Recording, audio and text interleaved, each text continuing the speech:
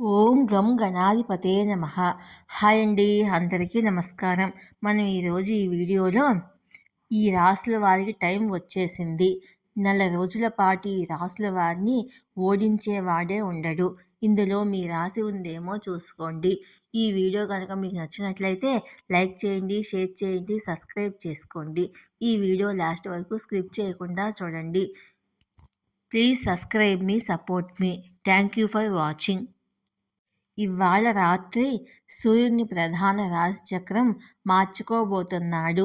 December 15 ఆదివారం రాత్రి 10 గంటల 19 నిమిషాలకు సూర్యభగవానుడు ధనుసు రాశిలోకి ప్రవేశిస్తాడు. ఇది 3 రాశుల వారికి విపరీతంగా కలిసి వస్తుంది. జ్యోతిష్ శాస్త్రం ప్రకారము సూర్యభగవానుడు 9 గ్రహాలకు అధిపతి. అతను నెలకోసారి తన స్థానాన్ని మార్చుకుంటాడు. సూర్యభగవానుడి సంచారం ఖచ్చితంగా అన్ని రాశులపై ప్రభావం చూపుతుంది. 9 గ్రహాలలో సూర్యభగవానుడు అత్యంత శక్తివంతమైన గ్రహము. సూర్యభగవానుడు సింహరాశికి అధిపతి. సూర్యుడు ఒక రాశి నుండి మరొక రాశికి మారినప్పుడు అది అన్ని రాశి చక్రాలపై ప్రభావం చూపుతుంది. ఈ రాత్రి సూర్యుని యొక్క ప్రధాన రాశి చక్ర మార్పు జరగబోతుంది. డిసెంబర్ 15 ఆదివారం రాత్రి 10 గంటల 19 నిమిషాలకు సూర్యభగవానుడు ధనుసు రాశిలోకి ప్రవేశిస్తాడు. ఈ ఏడాది ఇదే సూర్యుడి చివరి రాశి మార్పు. ధనుసు రాశిలో సూర్యుడు ప్రవేశించడము గ్రహాల్లో పెద్ద మార్పుగా భావిస్తారు. ఎందుకంటే ఈ నెలపాటు సూర్యుని శక్తి బలహీనపడుతుంది కనుక ఈ నెల రోజుల పాటు సూర్యుడు శక్తికి చిహ్నమైన ధనుస్సులో ఉంటాడు. ఈ రోజు నుంచి కర్మ రోజులు ప్రారంభం అవుతాయి. అంటే ఇవాల్టి నుంచి నెల రోజుల పాటు శుభకార్యాలన్నీ ఆగిపోతాయి. నెల రోజుల తర్వాత అంటే వచ్చే సంవత్సరము 2025లో సూర్యుడు మకర రాశిలో సంచరించే సమయంలో ఈ కర్మాలు ముగుస్తాయి. మకర సంక్రాంతి పండుగ రోజున సూర్యుడు మకర రాశిలోకి ప్రవేశించడం జరుగుతుంది. సూర్యుని సంచారము వల్ల ఈ శుభకార్యాలన్నీ ఆగిపోయినప్పటికీ కొన్ని రాశుల వారికి శుభ పరిణామాలను తెచ్చిపెట్టనుంది. ఆ రాశులేంటో మనం ఇప్పుడు తెలుసుకుందాము.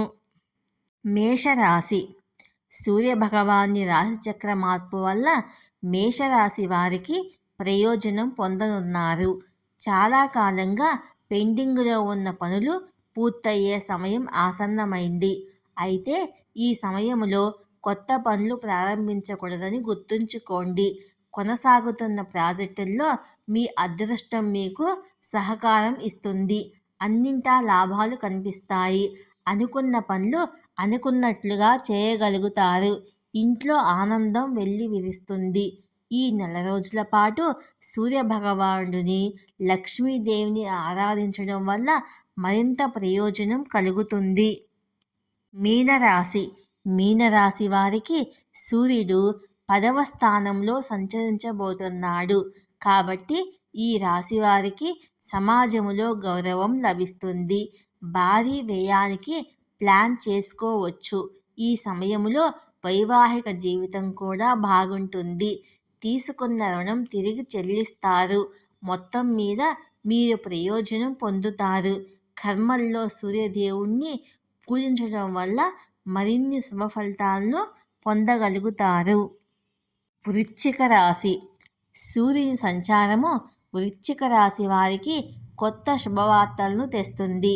ఈ సంవత్సరము వచ్చే సంవత్సరము మీరు మీ తండ్రి నుండి ప్రయోజనం పొందుతారు. పూర్వీకుల ఆస్తిలో లాభాలు పొందే సూచనలు ఉన్నాయి. ఆరోగ్య విషయంలో కాస్త అప్రమత్తంగా ఉండాలి. నిరుపేదలకు ఇచ్చే దానము అదృష్టాన్ని తెచ్చిపెడుతుంది. కాబట్టి వీలైనంత వరకు దానం చేయడానికి ప్రయత్నించండి.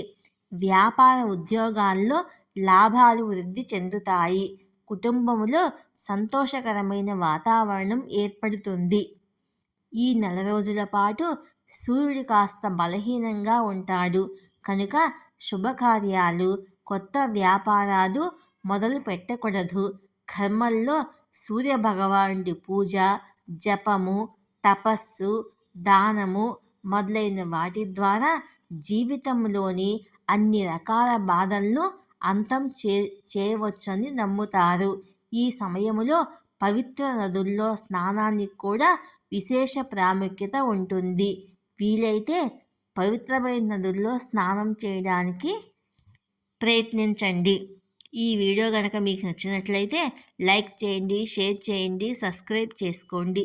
ఈ వీడియో లాస్ట్ వరకు స్కిప్ చేయకుండా చూడండి. Please subscribe me, support me. Thank you for watching.